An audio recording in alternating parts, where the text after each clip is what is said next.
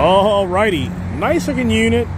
Does that play out? It's not gonna play out today because my key guy Bill, the judge, is not in town. But what I'm gonna do now, I'm gonna get my Talon box, bring it into the dealership, and see if we can make some sense of me either giving it back, getting a credit, getting a plate. What do I do? I don't know. Let's find out.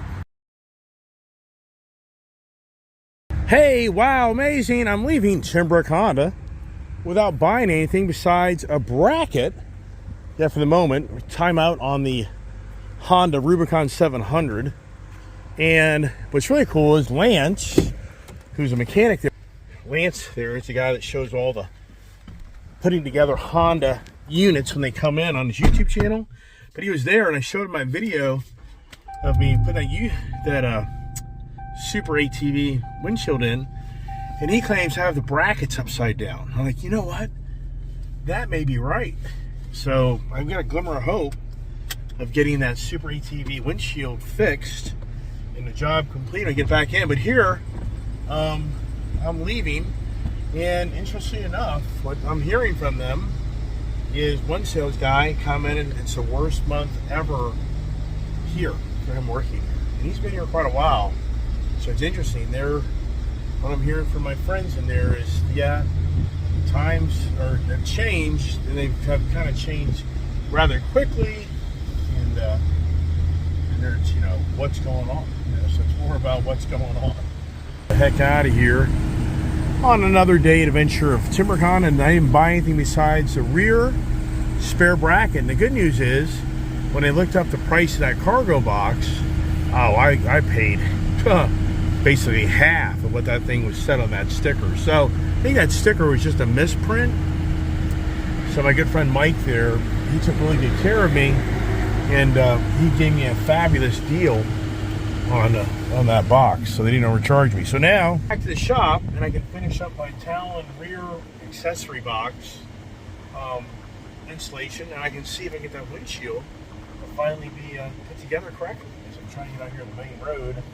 And then as far as that Honda goes, I'd have to give something up to get that, and who knows, but I get to ride it. That was more of the goal today when I came out here, to get the box situation figured out and the bracket figured out.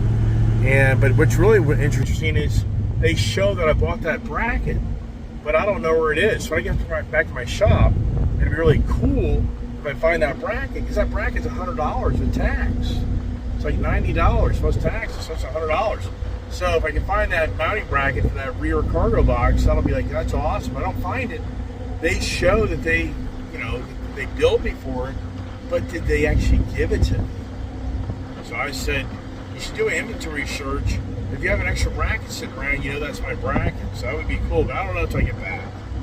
So got a lot accomplished there. Once again, it's all about me always mulling things over, and in that 700 series, I can't see that being a big winner for Honda, but they're kind of going after the farmer's market, the farm market. That's what Jack said, is that unit's more kind of categorizing towards a work machine more than a all-out performance machine.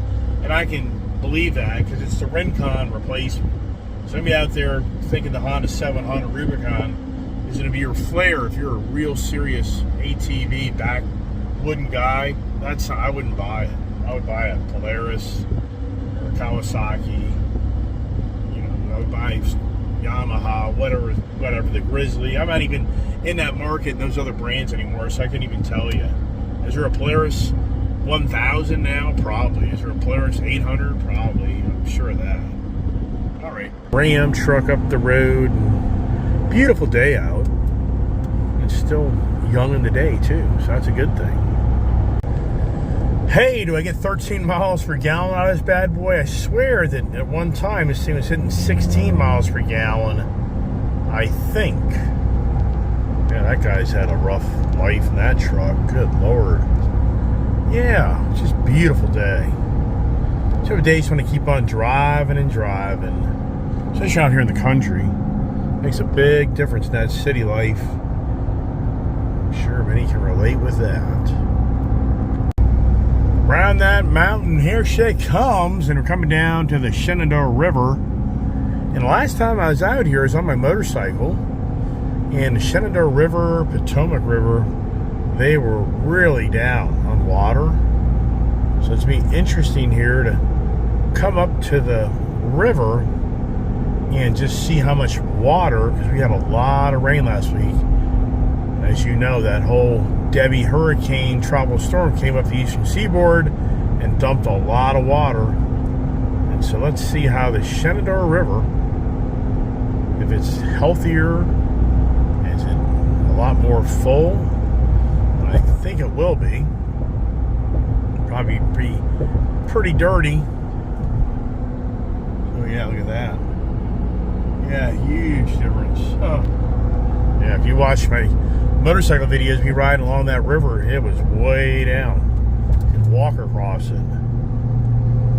As we get up the mountain here, this thing here, going up the mountain's like nothing. I mean, this thing just needs like no energy. Oh, look at that. I was getting ready to be at 13 miles a gallon. I think that's going to change going up the mountain. Now listen to that supercharger. It's just incredible on how the Dodge product gives you more of a supercharged noise. What is that all about? Is that a Magnum or Magna supercharger? In fact, I'm not even real sure. I think it is, but I can't. I'm probably wrong. I don't think it's a Whipple. One thing about this Ram TRX, you know, the Ram product to me just has such the upper, nicer interior, just looks so much better designed and built, just quality. I think of all the vehicles I own, I think Ram, and you know that if you read the reviews of vehicles, I think Chevy's done a good job updating their interior, but it just seems like the Ram stitching, just the way they do things, really has a lot of just really quality feel to it.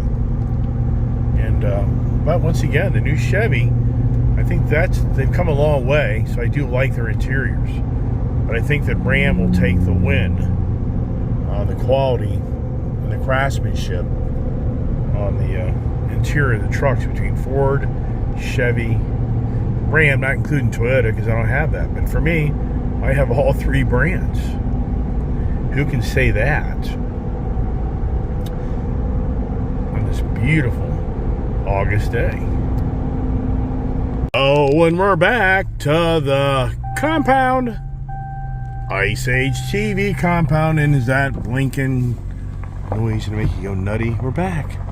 Now I'm really curious to put my windshield together to see if Lance was right or wrong. So I know. Sorry for all the noise, but it is what it is. It is what it is, right? The dogs are here. I'm going to get something to eat. Then I'm going to go out in your shop and kind of wrap it up and see if I'm right or wrong on that windshield. I am back in the shop. Now, I'm really curious. I think Lance is right. I had this bracket downward. I think this bracket needs to be upward. That's where I think I goofed up. So I'm going to mount it, and we're going to find out right now.